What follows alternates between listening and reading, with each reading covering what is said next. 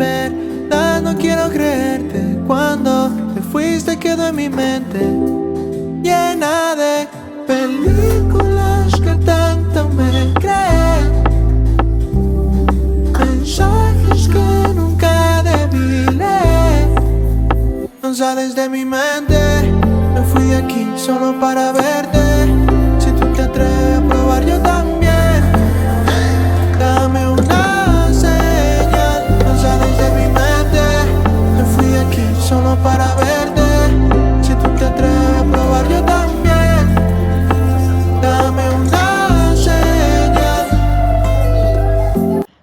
Hello everyone, welcome to Money Diaries. My name is Paloma and I am in debt. I am living way above my means, and this is where I try to get my finances under control. I have made some videos before, but I've completely failed at actually following what I was supposed to be doing. So I did start this journey, I want to say about 6 months ago. And I completely went cold turkey and just canceled everything. And then it was great for like the first 3 months or so. And then I just started making bigger purchases instead of smaller ones. That I was like, okay, well, I'm just making one big purchase, so it's fine. And now I am so like, ooh, yeah. I think we can go talk about it in a second. But I first wanted to start off with a little background, just so that we kind of know where I'm coming from. I just graduated and got my degree in community studies and fine arts degree. And so it's been, let's see, I graduated in June, 6, 7, 8, 9, 9 months. It's been 9 months since I've been out and about trying to figure out what my life is outside of going to class, studying, and doing all these things. Like, I am about $582,125 with 68 cents in debt. So how do I pay all that off? Who knows? And that's just those like fixed expenses. It's not including the credit card expenses that I've been gaining since the last couple 6 months. Honestly, the last couple 3 months. Okay, I guess going back 6 months, I was like, okay, I just graduated. I was able to meet my goal and graduate without student debt, and now I have like this freedom, and all I have to worry about is finding a job so I can pay rent and pay bills and do all these things. And now 9 months later, this is where I'm at. Back in September, I want to say, and I canceled everything. I canceled all my subscriptions, and then I was able to find out that I couldn't cancel a lot of the things. It was so much having to go like, oh, well, you can't cancel it online, and then you have to go in person, and then, oh no, you have to call, and it's just like back and forth trying to cancel these things. And I finally got the chance to cancel everything besides Apple subscriptions. There's a $8.99 Apple subscription that keeps charging me every single month, and I looked and it says you're not subscribed to anything, or I don't know, it's still charging me. And then there's a $2.99 other subscription that's charging me, and so I'm like done with it, and I'm at the point where I'm looking for a new bank, and I'm gonna cancel the whole entire account just for that $8.99 and $2.99 because it's so annoying, because they don't want to cancel it. It doesn't want to help you. It doesn't want to tell you why they're charging you this amount. And yeah, so I'm there. I have a like new change in my life, and right now my bills are going to be going up. There is like the war, the gas is expensive, and so there's like so many things internally and externally that are going to affecting me, and I need to have that cushion to be able to sustain some hits financially if it does come to it. I need to make sure that I'm in good standing so that if those hits do come, I'm not like shaky and it's just like, ugh. It's where I have that room to be flexible and bend and not like just break. I think you can see me in the corner here. I have a little wave thing, and it's supposed to be calming, but it really looks like it's about a like tsunami type of weather or something bad is gonna happen. So going with Truebill, this is the app that I was talking about, and you can definitely use it on your phone, which is where I originally got it and have been using it. And you can also then log in on the computer or wherever so that you can use it and see some of the things. I really like it. You don't have to spend money on it. And if you do want a premium, like premium features, then you can go ahead and pay. But it's more on like what you can pay, what you think you should be paying for something like this. Here I'm in the spending category. There's other categories: notification settings, your dashboard, your recurring charges. So it tells you like, hey, you're gonna get this recurring charge in 3 days. Make sure you have money in your bank account, or make sure you don't forget it so that you don't get a late fee or things like that. It has your spending, it has like your net worth, other things, right? But I really just use the recurring and the spending feature. Looking at the first quarter of 2022.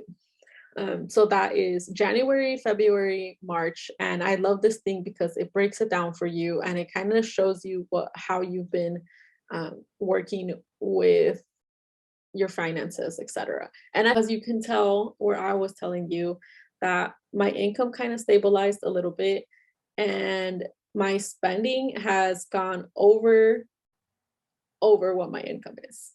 100% has gone over that.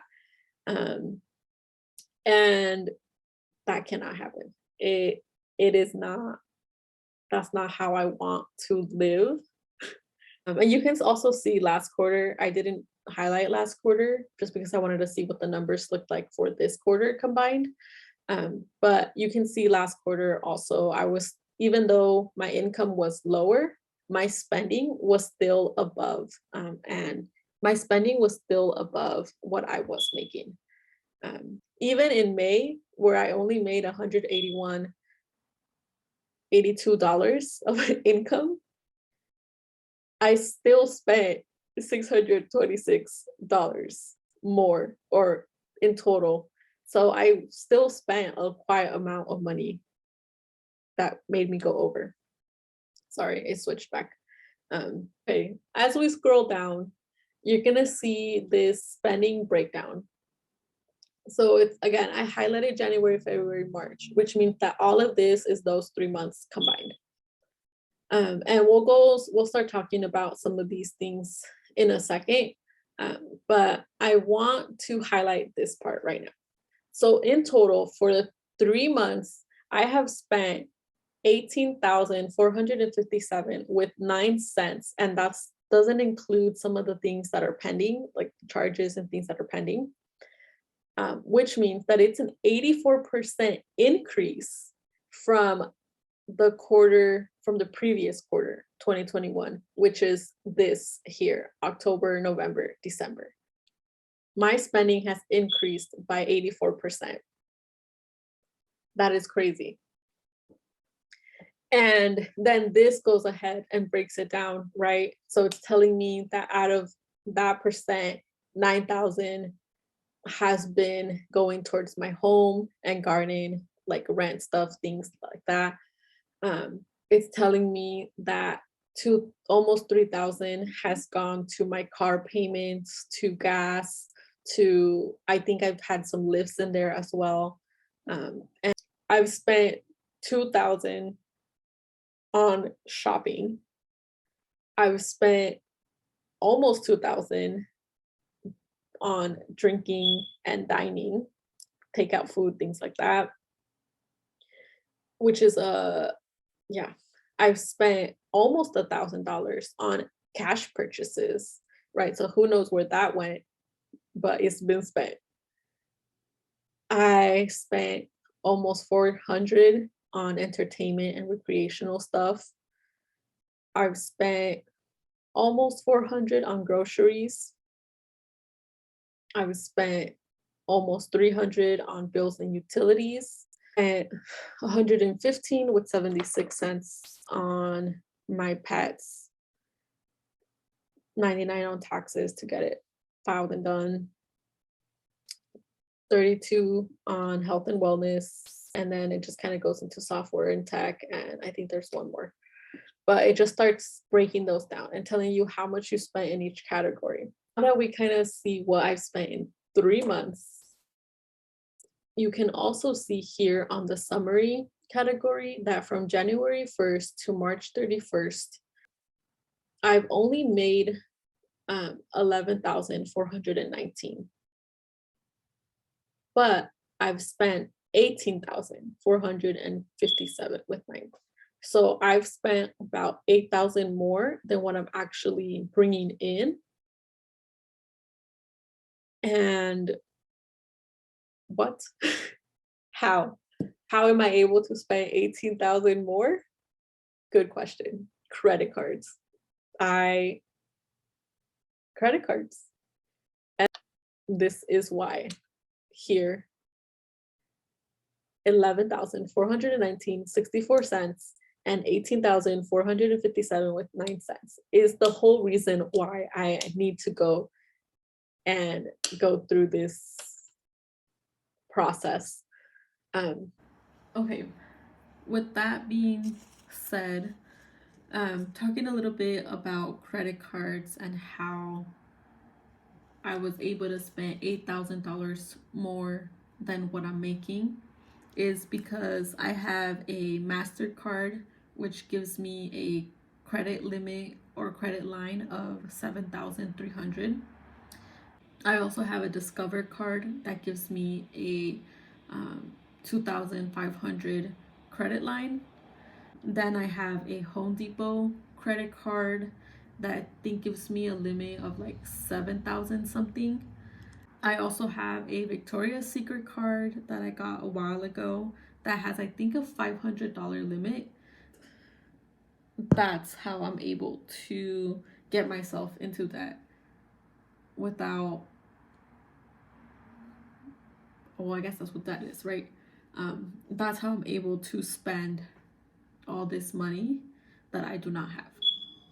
I think we need to make some action items between now and the next time we check in so that, you know, we're being accountable and staying on target with our goals.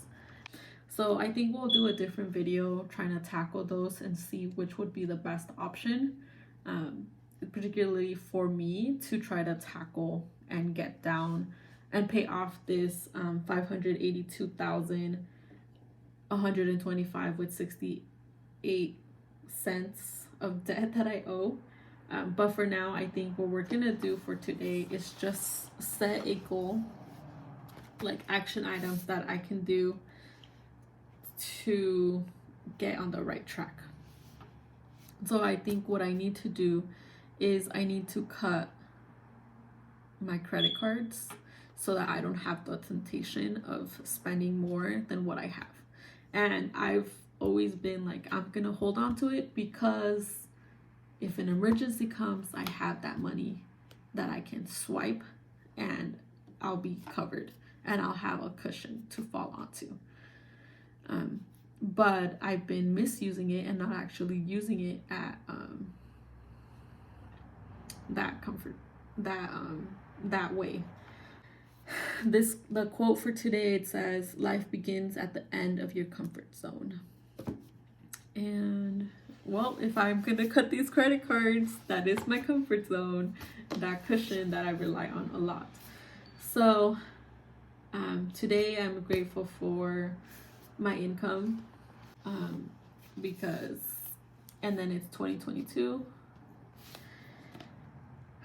because if I didn't have it, you know, who knows where I would be, and I wouldn't have the possibility to actually try to pay off this debt and get out of the situation that I'm in. So the first thing I said is I have 4 credit cards currently. I'm gonna cut 2 of them. So cancel 2 out of the 4 credit cards.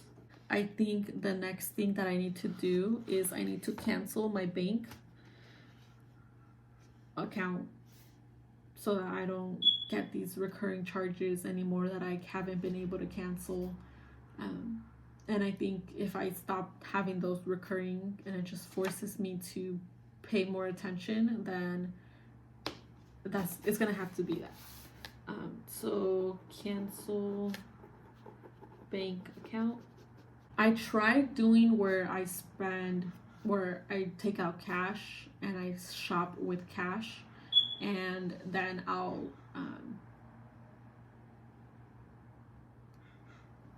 like restrict myself, right? But it hasn't worked.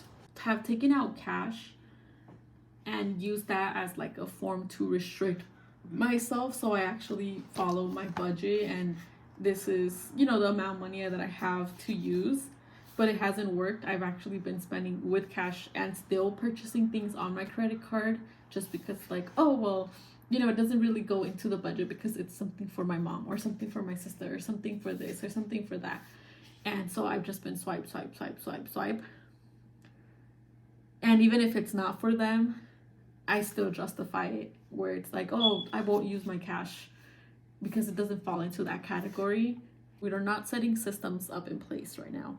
We're prepping to be at like a blank canvas.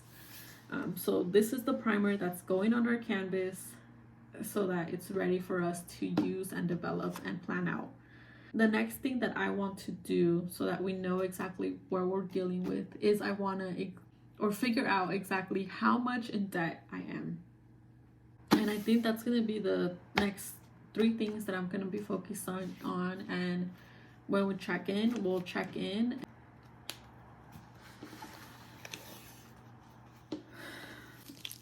Just quick second.